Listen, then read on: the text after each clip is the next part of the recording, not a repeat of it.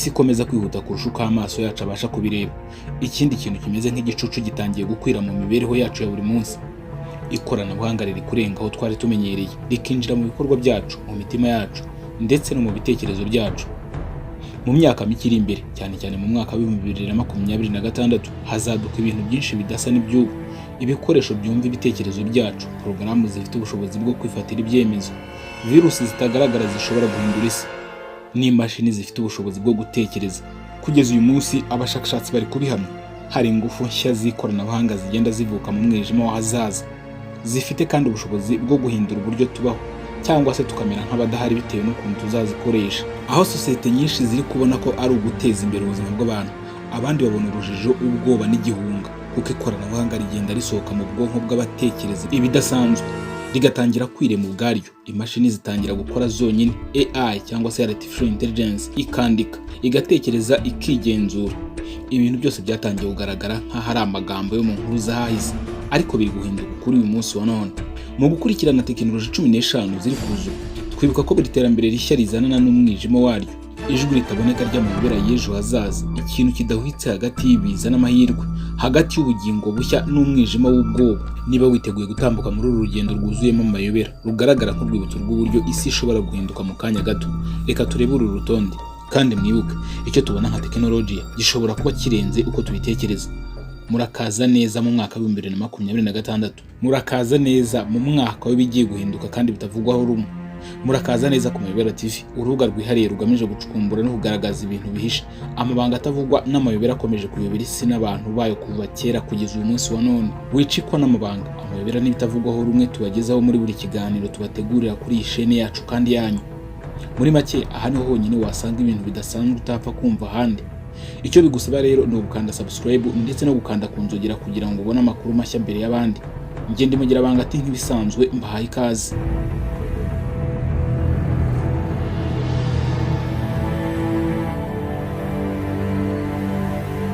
Kugeza mu mwaka wa 2026, ubwenge bwo gukorana cyangwa se artificial intelligence bwitezweho guhagararira 70% by'imirimo isanzwe ikorwa buri munsi.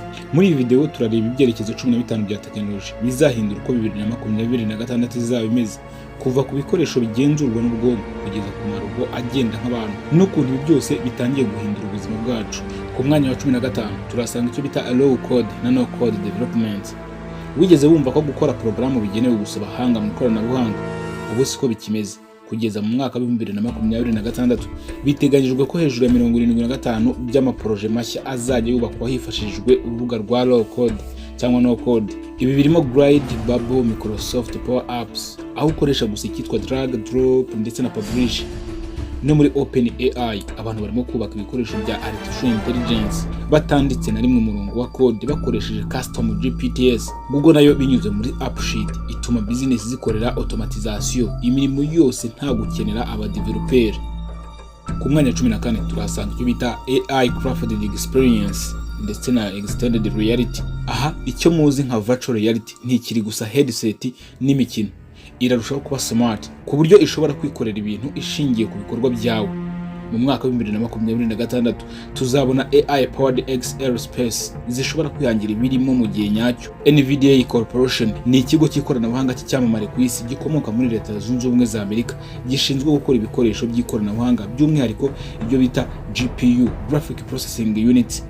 Kirimo kandi kubikora aho uhuza n'abakinnyi ba virtual baganira nk'abantu, bivuze ko za VR abantu bambara mu maso bakaba nk'abibereye mu yindi si.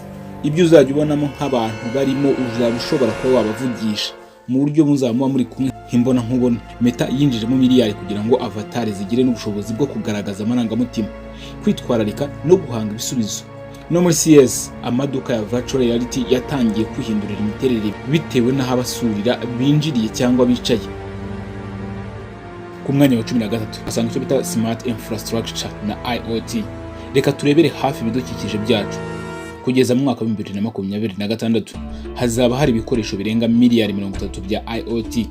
Ibi birimo amatara yo mu muhanda ahindura imikorere bitewe n'ubwinshi bw'imodoka nk'uko bimeze muri Singapore, amadepo akoreshwa na AWS cyangwa se Amazon Web Service na Verizon akurikirana ibikoresho byose nta muntu bigizemo uruhare.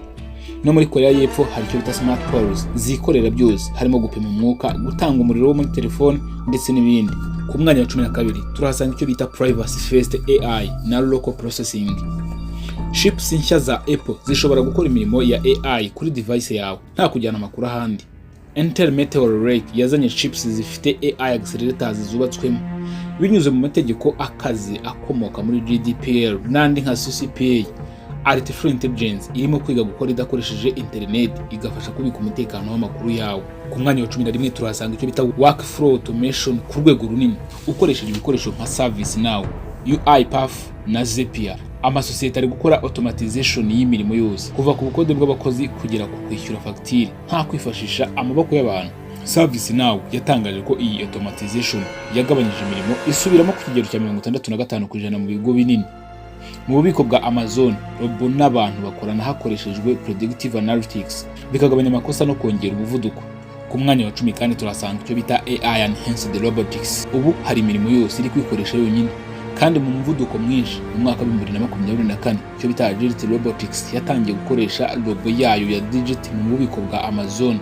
Walmart nayo ikoreshereza mu maduka arenga 1000 robo zisikana amaselfie nta muntu ubikora. No muri za kaminuza abantu babona kenshi Starship bots cyangwa Kiwi bots zitwara amafunguro. Izi robo ntiziri remote controlled, zikoresha AI vision, real time mapping kandi buri cyumweru zirushaho guhanga ubwenge bushya. By'umwihariko kubera ikibazo cy'abakozi bake, aba bantu b'amarobo ntaho bajya barahaguma, bagumaho mpaka amasaha 24 ku yandi. Ku mwanya wa 9 turasanga icyo bita wearables zikumenya kurusha uko wimenya. Wearables ntizikira utwuma dupima intambwe gusa, zabaye abagenzuzi b'udukoko tw'ubuzima bakurikirana stress, umwuka uri mu maraso ndetse n'imbere y'uburwayi butaraba. Urana Hoop zatangiye gutanga amanota yo kureba uko umubiri ukira, icyo bita recovery scores n'imiterere y'ibitotsi. Ubu hari ibikoresho bishya bishobora gupima isukari mu maraso nta gukomeretsa umuntu cyangwa se gukomeretsa urutoki. Kandi kompanyi nka Movano irimo gukora wearables zipima blood pressure cyangwa se umuvuduko w'amaraso mu buryo buhoraho. Smart rings zimwe zishobora kumenya ihinduka ry'ubushyuhe bw'uruhu mbere y'uko urwara. Ikiza kurushaho, ibi bikoresho byose bizajya bitanga amakuru kuri AI cyangwa se artificial intelligence, maze nayo ikaguha inama zishingiye ku buzima bwawe bwihariye atari imibare gusa. Ku mwanya wa 8 turasanga icyo bita quantum computing iri kwegera igihe cyo gukora akazi nyakuri. Quantum computing yakundaga kumvikana nk'ibyo muri filimi za sci-fi, ariko mu mwaka wa 2026 ishobora gutangira kwinjira mu kazi nyirizina. Barimo gukora icyo bita error corrected system zizabasha gukora ibifitiye akamaro, gusimbura imiterere y'imiti mishya, icyo bita drug simulation, ndetse no guhanga uburyo bushya bwo kunoza supply chain mu gihe gito cyane. Nka Google, Ionic na Rigid bari mu rugendo rumwe. Reka turebe ku mwanya wa 7 AR glasses zisimbura ekara. Izi ni rinete zidasanzwe, bamaze imyaka 10 bavuga AR glasses, ariko ubu ziri kugera ku rwego rwo gukoreshwa koko. Apple Vision Pro yatangiye urugendo, none Meta, X-Ray na Samsung bari gukora glasses zoroheje zifite overlays mu gihe nyacyo, nkaho ureba live caption, amabwiriza yo kwerekeza cyangwa subtitles zihinduwe neza cyane zigenda imbere yawe. Kugenda mu mwaka wa 2026 ushobora kudakenera telefone ngo usubize message cyangwa urebe direction urimo, kuko artificial intelligence izabisoma aho uherereye n'ibyo ukeneye itaranabibwirwa. Ku mwanya wa 6 turasanga AI mu buvuzi, healthcare irushaho kuba personal. Mu mwaka wa 2024 Google DeepMind yatangaje ko AI yayishobora kumenya indwara 21 zitandukanye ikoresheje isuzuma ry'amaso, icyo bita retinal scans, rimwe na rimwe ikazimenya hakiri kare kurusha muganga. Muri Leta Zunze Ubumwe za Amerika amavuriro yatangiye gukoresha AI mu gusesengura amakuru y'abarwayi kugira ngo hashakwe ibimenyetso bya sepsis cyangwa ibibazo by'umutima amasaha menshi mbere y'uko bigaragara. AI iranakora mu gutoranya no guhitamo imiti ya kanseri, aho igenamigambi rya chemotherapy cyangwa se imiti rikorwa hashingiwe ku miterere ya DNA y'umurwayi, bityo imiti igahuzwa n'umubiri we ku rwego rurenze urwo byakorerwagaho mbere. Ku mwanya wa 5 turasanga bita Edge AI chips, icyuma cya telefoni cyangwa laptop uzagura ubutaha kizaba gifite AI chip yibereyemo rwose yicariye. Mu mwaka wa 2026 Edge AI bivuze ko ubuhanga bwose bukorerwa ku gikoresho cyawe ubwacyo, nta gutinda nta kujya kure. Apple A17 Pro na M4 chips bisanzwe bikora ibi bintu. harimo guhindura indimi mu buryo bwihuse, guhindura amafoto no kumva no kumenya ijwi. Qualcomm Snapdragon X Elite izana ubushobozi nk'ubwo kuri laptop, naho Intel Meteor Lake zikagira NPU iyo bita Neural Processing Unit zituma Artificial Intelligence ikora idakoresheje umuriro mwinshi. Mu buryo bworoshye, buri gikoresho cyacu kirimo kugirwa ubwonko bwacyo bwigenga.